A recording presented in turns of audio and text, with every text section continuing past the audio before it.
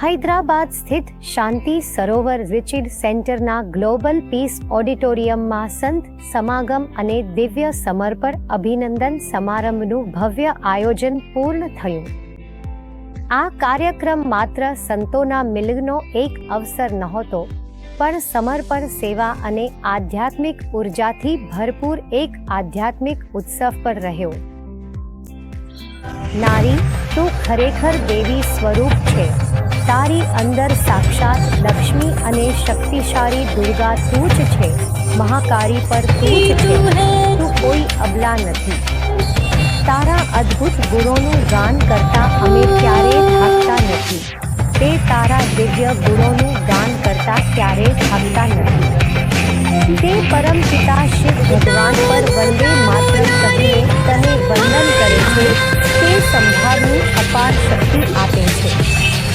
આ ભવ્ય સમારંભની શુભ શરૂઆત દીપ પ્રજ્વલનથી થઈ, જેમાં પધારેલા તમામ સંતોએ મંચ પર આવીને ઈશ્વરીય પ્રકાશના દરેક દીપ પ્રગટાવીને વાતાવરણને પાવન બનાવી દીધું.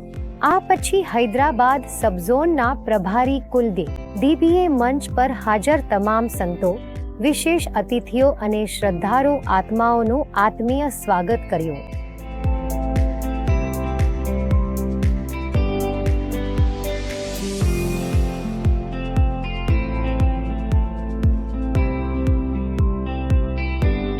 આ ઈશ્વરીય યુનિવર્સિટીમાં કોઈ પણ ધર્મ કે જાતિનો ભેદભાવ નથી, કારણ કે અહીં આધ્યાત્મિકતા શીખવવામાં આવે છે. ધર્મનો પ્રચાર કરવામાં આવતો નથી. ધર્મ શું છે? ધર્મ એટલે પોતાના જીવનમાં શ્રેષ્ઠ ધારણાઓને અપનાવનાર વ્યક્તિ જ ધર્માત્મા છે. બાકી પરમાત્મા સાથે દરેક ધર્મના લોકોનો સંબંધ છે. બધા કહે છે ગોડ ઇઝ વન, ઈશ્વર એક છે, અલ્લાહ એક છે. તો પછી આપણા અંદર ભેદભાવ ક્યારેથી આવ્યો? આ પાવન અવસરે અનેક મહાન સંતોનું સાનિધ્ય પ્રાપ્ત થયું, જેમાં મુખ્ય રૂપે પધારેલા હતા 1008 ચન્ના સિદ્ધરામ પંડિતાર્થે શિવાચાર્ય સ્વામીજી, શ્રી શૈલ જગત ગુરુ પીઠાદિત્ય, શ્રી ગુરુ રામાનુજાચાર્ય કરપાત્રીજી મહારાજજી, મહામંડલેશ્વર શ્રી આશુતોષજી મહારાજજી, સ્વામીની સુમિત્રાનંદા સરસ્વતી માતા, ડોક્ટર શ્રી કૃષ્ણચંદ ભારતી અને સાથે જ જય ભારત મૂવમેન્ટના ફાઉન્ડર પ્રેસિડેન્ટ શ્રી મૂર્તિ ગુરુજી મુખ્ય રૂપે હાજર રહ્યા. સમર્પણના અવસરે અમે લોકો પાઠ આપી રહ્યા છીએ, એટલે આપણે સૌનો પણ પરમ સૌભાગ્ય છે. સમર્પણ કોઈ સામાન્ય વસ્તુ નથી. ધનનો ત્યાગ કરી દેવો મોટી વાત નથી. શરીરનો ત્યાગ કરી દેવો મોટી વાત નથી. પરિવારનો ત્યાગ કરી દેવો મોટી વાત નથી. પત્નીનો ત્યાગ કરી દેવો મોટી વાત નથી. પણ પોતાને ત્યાગીને સમર્પણ કરી દેવું શીખો, આ મોટી વાત છે. પ્રિય, આ મોટી વાત છે. રાષ્ટ્રપતિના પ્રતિનિધિ ગણેશિયાએ મને કહ્યું કે કરપાત્રીજી, મારી ઈચ્છા છે કે નોબેલ એવોર્ડ ઓફ ઇન્ડિયા કોને આપવામાં આવે. તો અમે કહ્યું કે જો તમે નોબેલ એવોર્ડ ઓફ ઇન્ડિયા આપવું હોય ગણેશિયાજી, તો હું તમને કહું છું કે જો નોબેલ એવોર્ડ ઓફ ઇન્ડિયાનો કોઈ અધિકારી હોય તો અમારા આ ગ્રુપના બ્રહ્મકુમારીના પ્રજાપતિ અને મારી બહેન જાનકી દીદીને આપવામાં આવે. અને પછી જાનકી દીદીને નોબેલ એવોર્ડ ઓફ ઇન્ડિયા આપવામાં આવ્યો. આજે મારી વાત આવી અને જાનકી દીદીએ કહ્યું કે અયોધ્યાના કૃપાત્રીને બીજું નોબેલ એવોર્ડ મળવું જોઈએ. મારા વચ્ચે જાનકી દીદી રહી નથી. આ એવોર્ડ મને મળ્યો. અયોધ્યામાં લોકોએ મને આ એવોર્ડ આપ્યો, પણ મેં આ એવોર્ડ પહેર્યો નથી, કેમ કે હું આ એવોર્ડ કેવી રીતે પહેરી શકું? જ્યારે જાનકી દીદીએ કહ્યું હતું કે હું પહેરાવું છું અને હવે રહી નથી, તો હું કેવી રીતે પહેરી શકું? મંચ મળ્યો ત્યારે સાદીદી મને મળી. મેં કહ્યું, સાદીદી, થોડા સમય માટે તમે જાનકી દીદી બનીને મને એવોર્ડ પહેરાવી દો. તો અયોધ્યામાં તેમણે મને વાર્ડ ઓફ ઇન્ડિયા પહેરાવ્યો. બ્રહ્મ બાબાએ સંસ્થાને મહિલાઓના હાથમાં સોંપી દીધી. આ આખી દુનિયામાં આ એક ચમત્કાર છે, એક અદ્ભુત છે આખી દુનિયામાં. હવે જુઓ, એવી સંસ્થા, એવી આધ્યાત્મિક સંસ્થા જેને મહિલાઓ ચલાવે છે અને જે એટલા બધા દેશોમાં ગઈ છે, એટલી મહાન સંસ્થા બની છે, તેની સરખામણી ક્યાંય પણ કરી શકાતી નથી. તમે એક પણ ઉદાહરણનું નામ આપી શકતા નથી.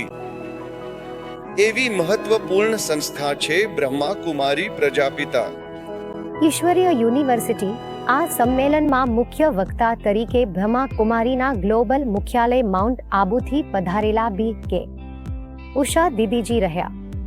તેમણે પોતાની દિવ્ય વાણી દ્વારા આત્માની શક્તિ, પરમાત્મા સંબંધ, ઊંડા અવસ્થાઓ, અનુભવો અને સાચા સમર્પણનો અર્થ સમક્ષ રજૂ કર્યો.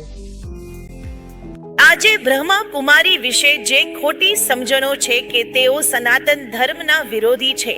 અરે, અમારા બેજ વિશે મહારાજજીને પર કહી રહી હતી કે 11 બહેનો જે સમર્પિત થઈને આવી રહી હતી તેમને અમે બેજ પહેરાવી રહ્યા હતા.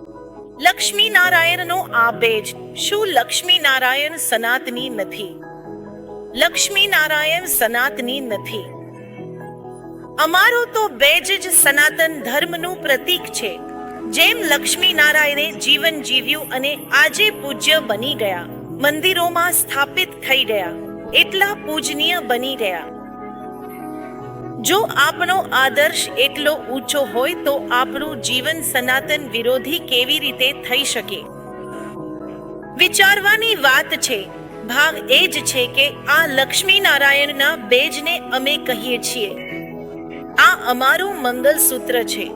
જે પણ શિવ વિવાહિત બહેનો હોય છે તેમને સૌથી પહેલા આ બેજ મળે છે. આ બેજનો અર્થ એ છે કે આ સમર્પિત છે.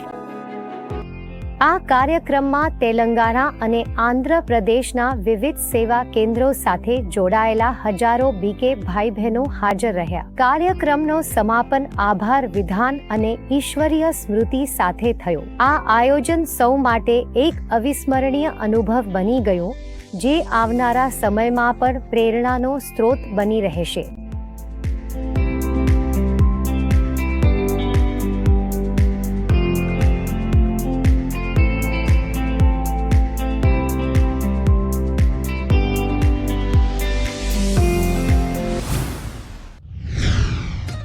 ગુરુગ્રામ ઓમ શાંતિ રિકેટ સેન્ટરની રાજયોગ શિક્ષિકા બીકે સુન્ના બહેન, બીકે હુસૈન બહેન અને બીકે ફલક બહેને ભારત સરકારના સંચાર મંત્રી શ્રી જ્યોતિરાદિત્ય સિંધિયા સાથે સૌજન્ય મુલાકાત લીધી.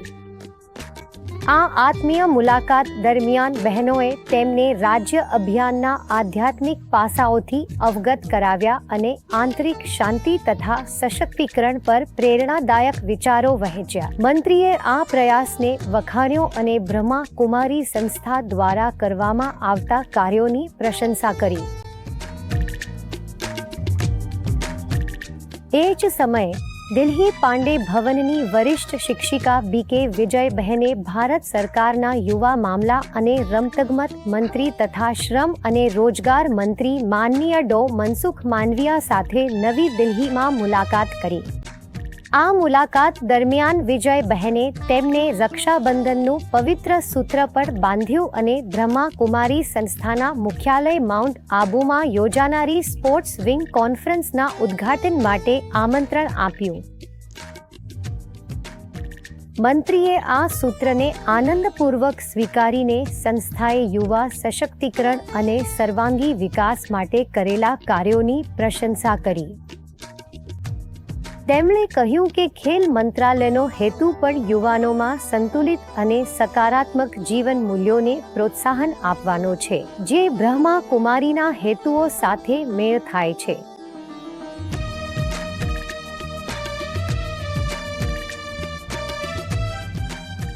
આ રીતે બીકે વિજય બહેન, બીકે રૂણો બહેન, બીકે કપિલભાઈએ સર ગંગારામ હોસ્પિટલમાં પદ્મશ્રી બી.સી.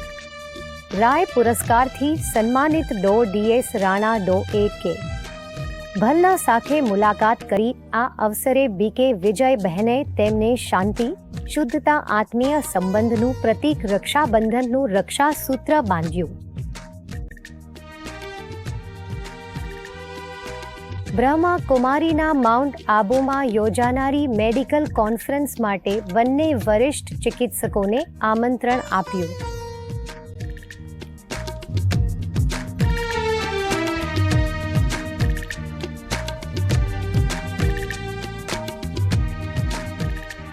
ORC-ની વરિષ્ઠ શિક્ષિકા BK વિધાત્રીબહેન, BK ફલકબહેન અને અન્ય સભ્યોએ કાનૂન અને ન્યાય તથા સંસદીય કાર્ય મંત્રી શ્રી અર્જુન રામ મેઘવાલજીને રક્ષાબંધનના પાવન પર્વે ઈશ્વરની યાદથી બંધાયેલી રાખી બાંધી ભાઈચારો, સુરક્ષા અને આધ્યાત્મિક સશક્તિકરણનો સંદેશ આપ્યો. એ જ રીતે BK સુનૈના, BK હુસૈન અને BK ફલક બહેનોએ જલ શક્તિ મંત્રી CR પાટીલજી સાથે મુલાકાત કરી તેમને શાંતિ અને પવિત્રતાનો સંદેશ આપ્યો. સંસ્થા દ્વારા જળ સંરક્ષણ અને નૈતિક મૂલ્યો પર કરવામાં આવતા કાર્યોની માહિતી વહેંચી. મંત્રીઓએ બ્રહ્મા કુમારીની આધ્યાત્મિક પહેલની પ્રશંસા કરી સંસ્થાને શુભેચ્છાઓ આપી.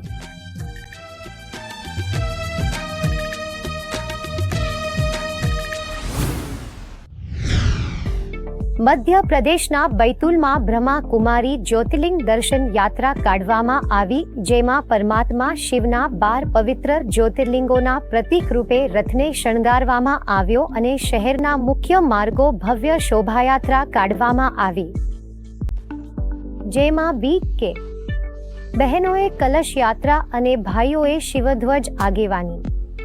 આ શોભાયાત્રામાં નંદી વાહનના રથ સહિત તમામ જ્યોતિર્લિંગોની સુંદર ઝાંખીઓ ભક્તો આકર્ષણનું કેન્દ્ર, જેમાં શહેરવાસીઓએ પુષ્પવર્ષા અને પૂજાર્ચના દ્વારા યાત્રાનું સ્વાગત કર્યું. સાવનના મહિનામાં આયોજન બૈતુલની પ્રભારી મંજુ દીદી, સુનીતા દીદી, અરુણા બહેન, અર્ચના બહેનના માર્ગદર્શન હેઠળ થયું. આ અવસરે BK મંજુ દીદીએ કહ્યું કે આ યાત્રા દ્વારા જનમાનસને એ સંદેશ આપવામાં આવ્યો કે પરમાત્મા શિવ આ ધરતી પર પ્રજાપિતા બ્રહ્મા દ્વારા અવતરિત થઈને સૃષ્ટિ પરિવર્તનનું કાર્ય કરી રહ્યા છે.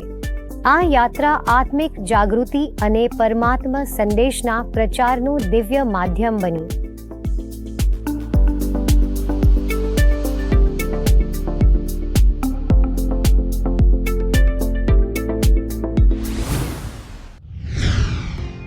દિલ્હીના હરિનગર સ્થિત બ્રહ્મા કુમારી રાજયોગ મેડિટેશન સેન્ટરમાં વિકસિત ભારત તરફ ઉકેલ કેન્દ્રિત મીડિયા અભિયાન અંતર્ગત એક દિવસીય મીડિયા સંમેલનનું સફળ આયોજન કરવામાં આવ્યું. સંમેલનમાં એકતા, વિશ્વાસ અને વિકાસમાં મીડિયાની ભૂમિકા તેમજ આધ્યાત્મિકતા અને તણાવ મુક્ત જીવન વિષય પર 2 પ્રેરણાદાયક સત્રો યોજાયા, જેમાં લગભગ 100 જેટલા મીડિયા કર્મચારીઓએ ભાગ લીધો.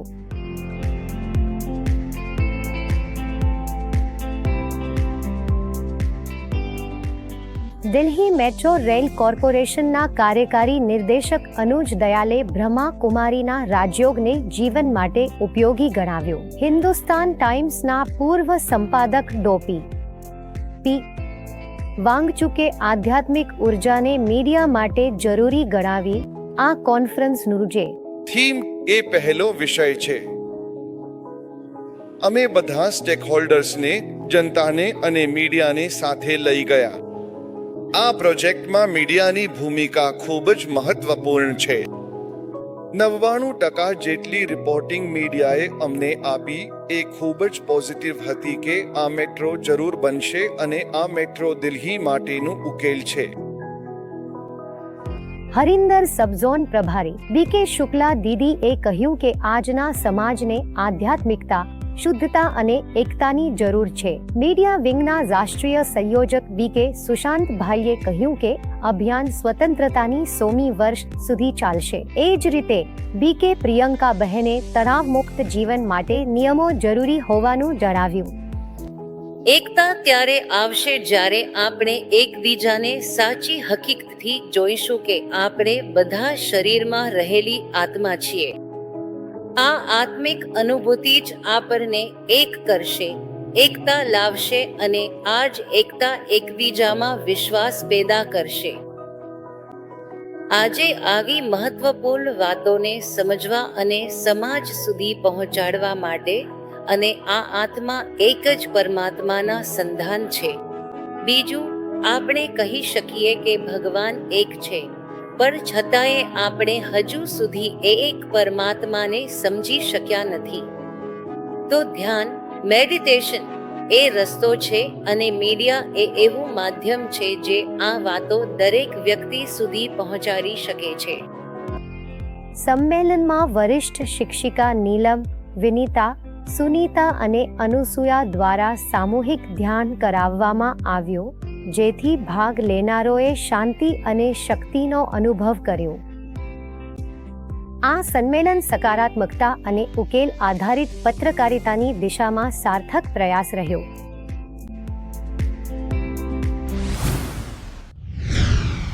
આજની આ સમાચારમાં એટલું જ. આગળ પણ અમે તમને આવા જ સુકૂન અને સેવા સાથે જોડાયેલી ખબરોથી અવગત કરતા રહીશું. આગામી બુલેટિનમાં ફરી મળશું. ત્યાં સુધી શાંતિ અને સકારાત્મકતા જાળવી રાખો. નમસ્કાર. ઓમ શાંતિ.